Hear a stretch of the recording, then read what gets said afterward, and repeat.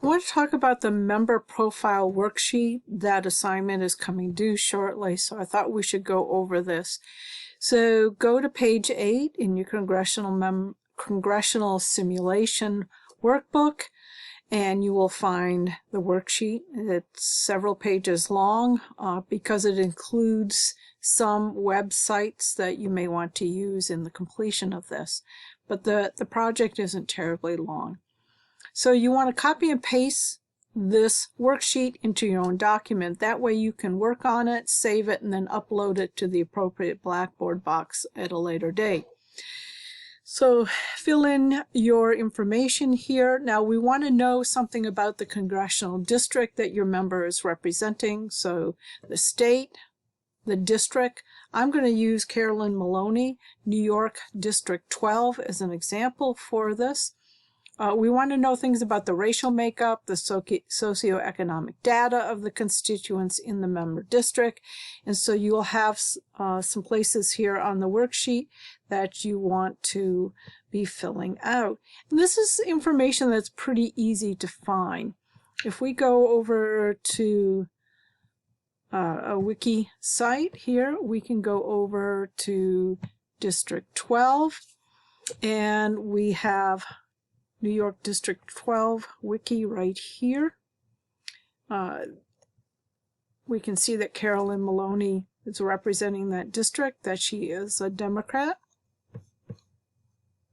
We see that it's an urban district, population of over 700,000. The median income in this district is 107,000, which is nearly twice the national median. We can see the ethnicity breakdown here as well. And so that provides us some really important information about this district and who her constituents are. Economic sectors, major employers. So this is an important piece to have because the representative is certainly going to be beholden to the voters of his or her district, and in this case, Carolyn Maloney's.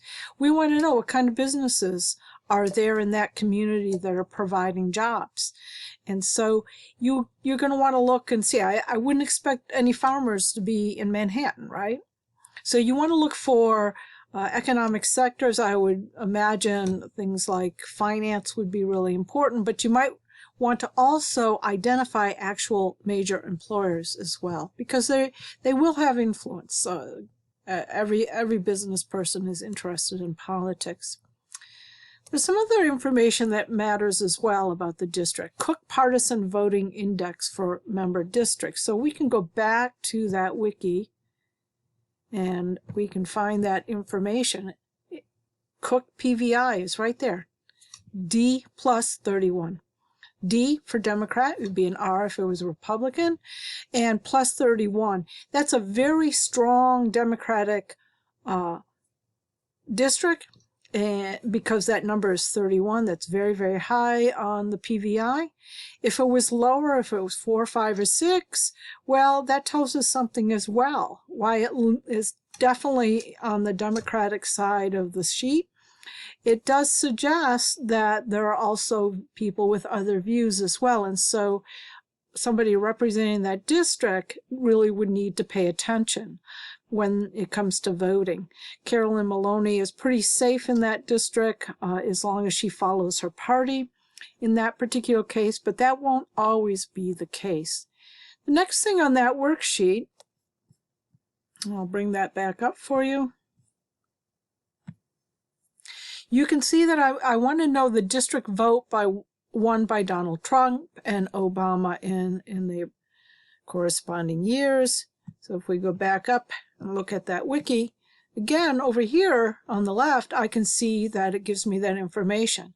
Obama in 2008 won 80% of the vote. In 2012, he won 76.9%, so his support went down a little bit.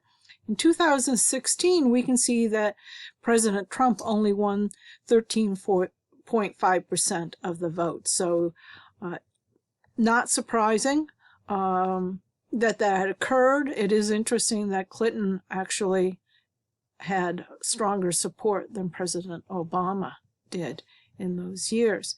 So that's telling us about the district. We're learning about the ideological makeup, income, racial, ethnic identities in that area.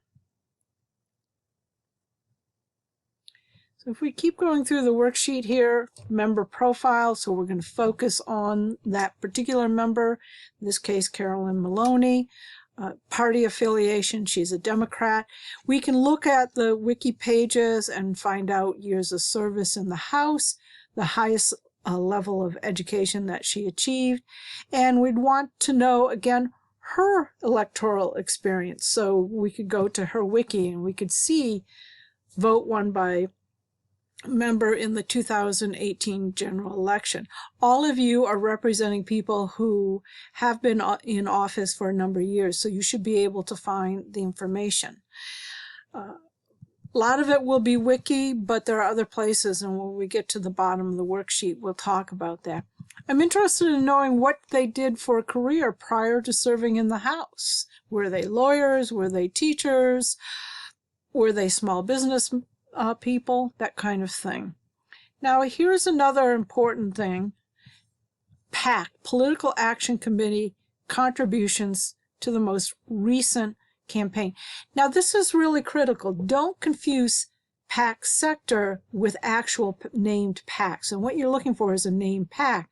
So I can go back up here again, and I'm going to go to an open secret page. Yeah, here we go. So opensecrets.org, I typed in Carolyn Maloney there, and we're going to bring up a search result. So I'll bring that into your screen.